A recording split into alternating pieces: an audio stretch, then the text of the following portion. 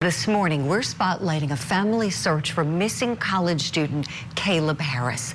The 21-year-old was a student at Texas A&M Corpus Christi when he disappeared from his apartment 1 month ago.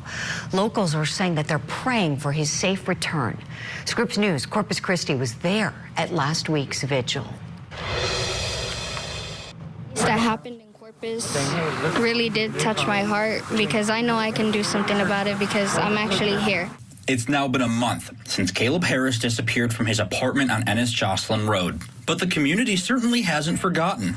Aliana Garcia saw that a prayer vigil was happening in New Braunfels for Harris, and they asked on Facebook for one in Corpus Christi. Without any connection to Harris, Garcia took it upon herself to gather everyone for prayer. Amazing grace. I know that people do care.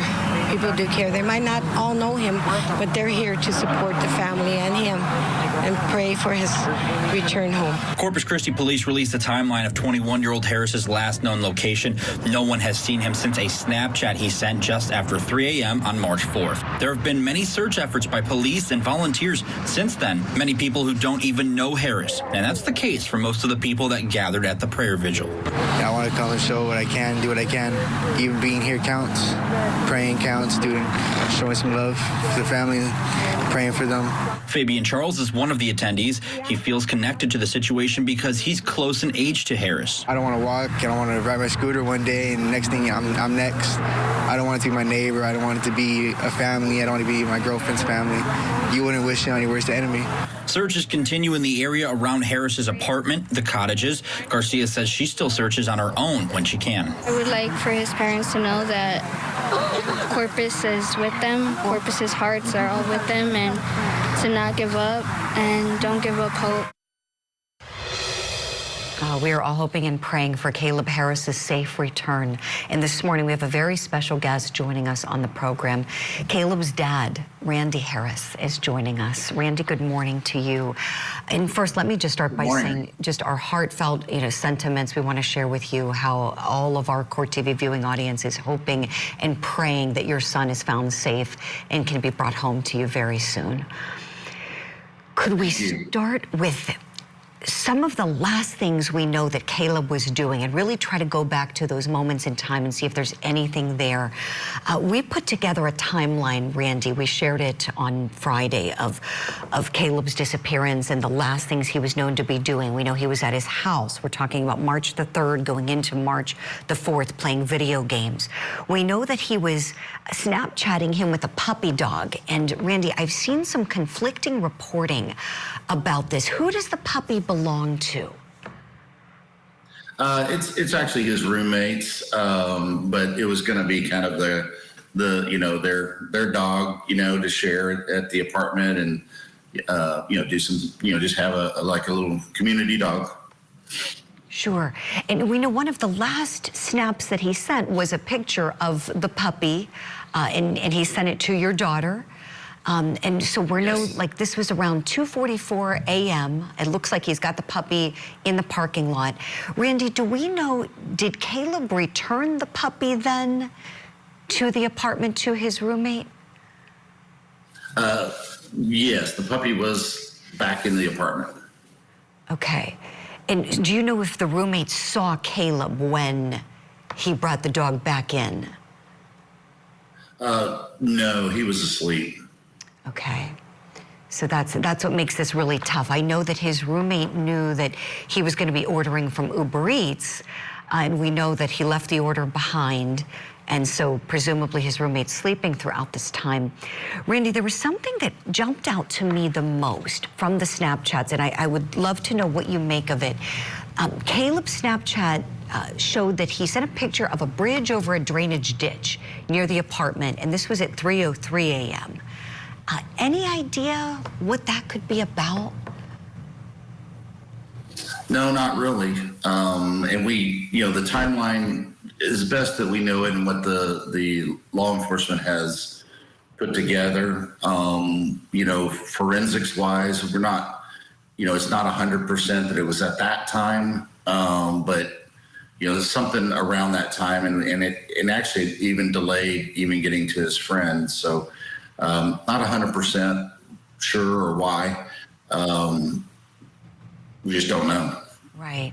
Yeah, that is such a mystery. You know, the puppy, I think we all get cute puppy pictures, why those would be sent, but the drainage ditch just seems a little weird. And that being said, we know it wasn't long after that, it was around 3:20 a.m. that Caleb's phone no longer starts pinging on any cell towers. I'm sorry, 3:12 a.m. Forgive me. It was at 3:20 that the Uber Eats order was dropped off. So 3:12, last known phone activity. 3:20 when the deliveries dropped. So we have just a short window there.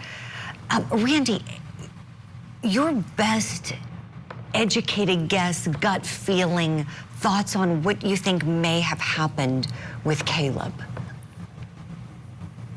Of course, we don't know. And actually, the phone was turned off or went dead at 12:58. I'm sorry, excuse me, 2:58. So as far as the additional pings and things like that, again, it could just be anomalies. We really don't know. But it did go, it was turned off on every device we can find. The last, ping or whatever you want to call it, the phone was off at 2:58. What happened? We really don't know.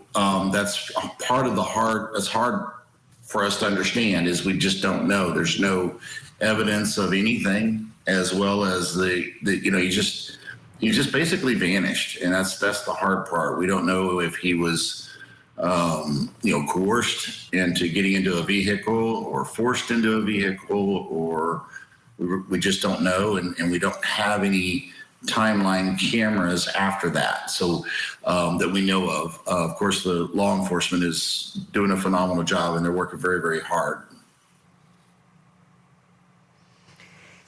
Randy, my heart breaks for you as you're sharing this, because like you said, it's like he vanished, but people don't just vanish. There's a reason. Something had to have happened. Right. I'm curious, did Caleb have a set routine, a certain time that he would always be out walking the dog, or a certain pattern that somebody, who may, God forbid, have wanted to do him harm could have picked up on? No, actually, yes, Caleb's he's a creature of habit, very much so. Being out that late with a brand new dog, they'd just gotten the dog like at 10:15, 10:30 that night. So that's why they were out. There's a video at 1 o'clock, with his roommate, another friend. They were out playing with the dog. Best we know, take the dog out, come back, and, order Uber Eats, leave the dog, and then maybe went outside to wait for his order. I mean, he's an outdoors guy, but he wouldn't go walking at that time of night, especially outside the complex. Sure. And Randy, I wanted to ask you about that, please. As we understand, there's a bay a couple thousand feet away from where the apartment complex is located. I'm sure this, has been discussed with you. Investigators, are looking in that area. Do you think the bay could be key to this? Would there be any reason he would go near the bay? That particular bay, a lot of people say, well, maybe he went fishing or whatever. He would never do that. One, he always goes with a roommate or a buddy. That particular bay is Oso Bay, not a place he would normally fish at all. It's just not a great place to go fishing. He would normally go out on the island, out by Mustang Island or North Padre Island. He had 3 to 4 definite fishing spots that he would really work hard at, and knows those spots really, really well, and so do we. So for him to go to Oso Bay to do something would be very, very rare, and really you may have known, I mean, we've searched and searched and searched, including 12 hours of helicopter time, that entire bay, the reservoirs, the whole area, from the air, from the water, underwater, and then ground searches. Oh, Randy, my heart, I know the hearts of all of our viewers just break for you, the agony that you must be in. Caleb, what a handsome, smart, talented young man. I know you have said that he was such a helpful person. Do you think that someone could have used that to their advantage to prey upon him? Really don't know. It's just an unknown question right now. It's just dreadful. Did we get Tony on the line as well? Did he? He not on? Unfortunately wasn't able to connect with our tech ops team. Okay. We tried. No we did try to get in Tony Mathis, who Randy just mentioned. That's a family friend who's been helping. But listen, Randy, we're out of time for today, but we would love to continue the conversation with you and with Tony. Hopefully we can connect with him next time as well. So we'll keep spreading the word. Every good wish to you and your family as you continue to work to bring Caleb home.